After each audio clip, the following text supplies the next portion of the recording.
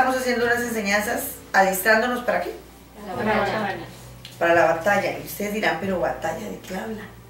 Pero esa niña hace 8 días nos dio un testimonio, tuvo batalla, batalla con su futuro. Diariamente tenemos batallas. ¿Usted ha tenido batallas últimamente? Sí. Por ejemplo. La de la estudia también, pero... Bueno, eso es todo. ¿Pero qué? Pero salió victoriosa. Sí. Amén, gloria a Dios. Tenemos batallas diariamente. Y el Señor puso en mi corazón el sentir como el hacer de enseñarles, hacerles una serie de enseñanzas para adiestrarnos para la batalla. Y nos ha estado dando armas poderosas. Y las armas de Él, pues no son visibles, son espirituales. Ayer los que vienen a clase supieron ahí, lo espiritual es invisible. Mateo 5, versículo 9. Y una de las armas que el Señor nos ha dado para adiestrarnos para la batalla ha sido el sermón del monte, las bienaventuranzas. Y una de las armas que el Señor hoy nos lanza es su palabra. Bienaventurados los pacificadores, porque ellos serán llamados hijos de Dios. Hoy cantábamos algo que daban gracias. ¿Quiénes le daban gracias? Su pueblo, los hijos de Él. Este mensaje lo titulé ¿a quiénes Dios identifica como sus hijos? Preguntando, ¿a quiénes Dios identifica como sus hijos? Porque les tengo una noticia. Dios no tiene nietos, tiene hijos. Amén. Dios no tiene sobrinos, tiene hijos. Amén. Dichosos los que trabajan por la paz, porque serán llamados hijos de Dios.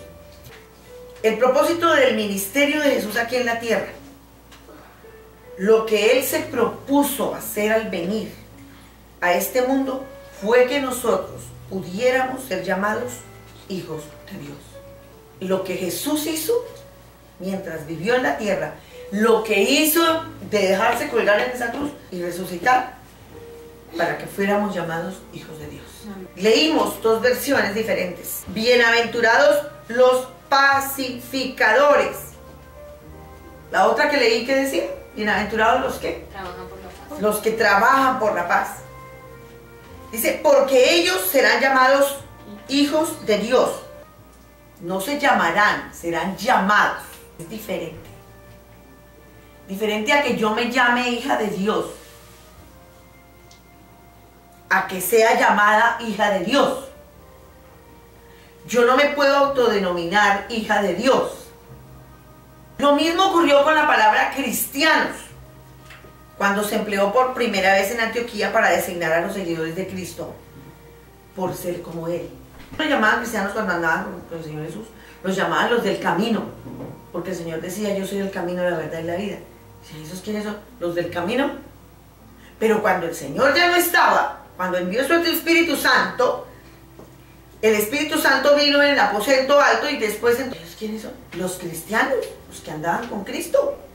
¿Por qué? Porque hablan como Él, son como Él.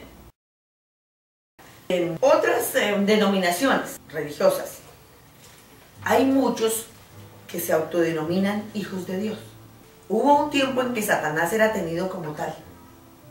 El libro de Job dice que los hijos de Dios se encontraban reunidos y que entre ellos estaba Satanás. Es decir, que hasta el mismo Satanás ha creído conveniente identificarse como hijo de Dios, porque le conviene en algunos momentos. El hecho de que alguien se identifique como hijo de Dios no tiene mayor importancia. Lo importante es serlo verdaderamente ante los propios ojos de Dios. Por eso este mensaje se llama en pregunta, ¿a quiénes identifica Dios como sus hijos? Cuando hago esta enseñanza, y mientras la estudiaba, recordaba a mi hija mayor. En mis primeros días del amor en el Señor, ella se burlaba de mí, gracias al Señor que le cambió su corazón. Yo hacía unas reuniones en mi casa de oración. No era predicadora, era una mujer enamorada de Cristo que prestó su casa para un grupo de oración y no mandaron nunca al líder.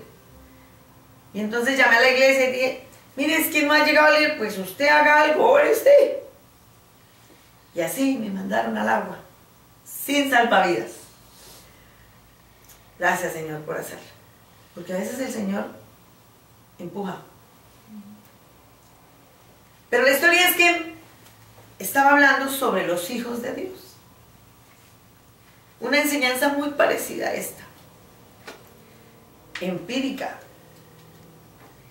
Y mi hija dijo, explíqueme eso entonces. Y yo traté de explicar lo mejor que pude. Mientras no tengas a Cristo en tu corazón, eres una criatura creada por el Señor. No eres hijo de Dios. Se puso muy molesta. No les puedo seguir narrando. Muy molesta. Hubo una discusión porque ahí no había sino a la mamá. Pero gracias al Señor que hoy ella tiene a Cristo. Cuando oiga este testimonio se va a reír. Es que la gente vive errada, vive confundida y creen que son hijos de Dios sin serlo. ¿A quiénes identifica Dios como sus hijos? También guardaos de los falsos profetas que vienen a vosotros con vestidos de ovejas, mas de dentro son lobos robadores. Por sus frutos los conoceréis. ¿Se cogen uvas de los espinos o higos de los abrojos? De esta manera, todo buen árbol lleva buenos frutos, mas el árbol podrido lleva malos frutos. No puede el buen árbol llevar malos frutos, ni el árbol podrido llevar frutos buenos. Un árbol bueno. Me gusta ese versículo porque habla del árbol. Tomemos un manzano y tomemos un cerezo. Los dos dan frutas. Pero un árbol bueno, del que habla el versículo, y un árbol malo es un árbol carcomido. Un árbol bueno es un árbol sano. Pero un árbol malo es aquel que está podrido, que está carcomido por dentro. Lo podrás ver ahí en pie, pero por dentro. Se puede tener dos manzanos o dos cerezos, pero uno de ellos está podrido hasta la raíz y el otro está bueno y saludable. Pero siguen ahí. Lo que el Señor nos dice es que así como es obvio que no podemos obtener racimos de uvas de los espinos, ni higos de los abrojos, tampoco podremos conseguir que un árbol enfermo nos dé un fruto sano. Un manzano podrido dará manzanas pequeñas, secas y dañadas, en tanto que otro que esté bueno y saludable producirá frutas sanas y deliciosas. Un hombre que participa en competencias de trineos tirados por los perros. Alguien le vio sus perros y vio que los perros de él eran diferentes a los de los otros trineos. Los perritos eran amigables, mientras que los otros, esos perros hasta con la mirada son salvajes. Y alguien le hizo ver a él, le dijo, ¿por qué esos perros son diferentes a los de los otros competidores? Esos perros son mal geniados. Y él le contó la historia. Es que a mis perros, a los 28 días de nacidos, los acondiciono psicológicamente. Porque esa es la etapa en que un perro se puede acondicionar psicológicamente. Los cachorritos se crían, si se crían entre personas amigables, estas influenciarán en ellos. Entonces a los 28 días él los entra a la casa de él. No los deja entre la nieve como a los otros, amarrados con cadena, porque así los mantienen encadenados. Entonces él los suelta por la casa y los perros se comportan amistosamente por el resto de su vida con los seres humanos. Esa era la diferencia de sus perros. Por eso cuando dice que cuando él va a competir, antes de la competencia, él los lleva a su casa y los pone a jugar con los niños y con la familia y los deja por toda la casa. Dice que nunca ha tenido un perro agresivo, mal geniado. Igualmente, eso es aplicable para la cristiandad, para nosotros. Jesús quiere llevarnos impresos en Él, a nosotros y a quienes lleguen a Él por intermedio nuestro. En grado igual, a como Él se refleje en la vida de cada uno de nosotros, así nos reflejaremos para otros. Esta enseñanza les va a servir mucho a aquellos que quieren hacer discípulos. Cuando influimos en la vida de otros, ellos a su vez reflejarán nuestro ejemplo hasta cierto punto. Si nosotros somos un árbol podrido, solo produciremos frutos descarnados, pequeños y dañados. Y aquellos a quienes tratemos de convertir para el Señor y de llevarlos ante Él, acabarán por ser del mismo modo que nosotros. Testimonio. Se lo encierro en una sola palabra. Testimonio. Testimonio. Si ustedes a mí me ven esforzada para orar, para ayunar,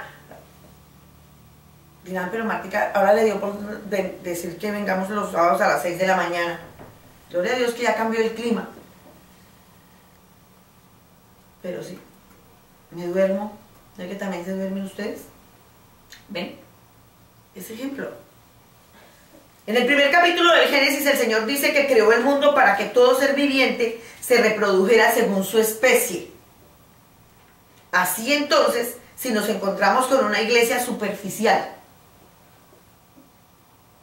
una iglesia inclinada a las apetencias de la carne, esa iglesia producirá cristianos superficiales y propensos a la carne, que no podrán mantenerse firmes el día de la batalla, en el día del mal.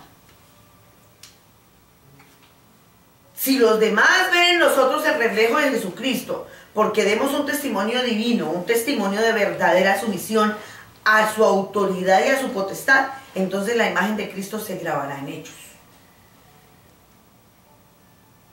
Sí, pero ella que los domingos ella habla del Señor y entre semana, ¿cómo la vemos? Un día me encontré con una mujer. Ella jamás esperó que yo estuviera parada justo en la esquina del lugar de donde salía. Pero como yo no tengo auto, yo tomo bus. Y paraderos hay en todas partes de la ciudad. Justo me tenía que parar en el paradero cuando escuché las carcajadas de una persona. Pues yo conocía esa risa. ¿Por qué, mira? La persona no sabía dónde meterse. Ay, está esperando bus, venga, la llevamos. Yo sí, Señor, para acabarle de dañar la comodidad, que me lleve. Aleluya, amén, gloria a Dios, aleluya, aleluya.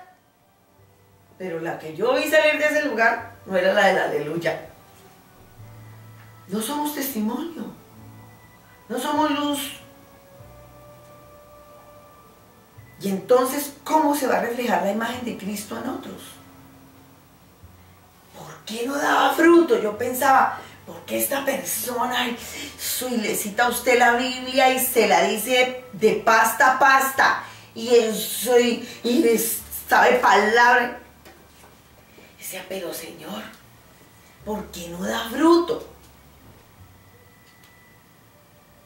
Porque realmente no tienen el reflejo de Jesucristo. Son árboles carcomidos por dentro. Se convierten como las loras. En mi casa hubo loras. Mi mamá tuvo loras.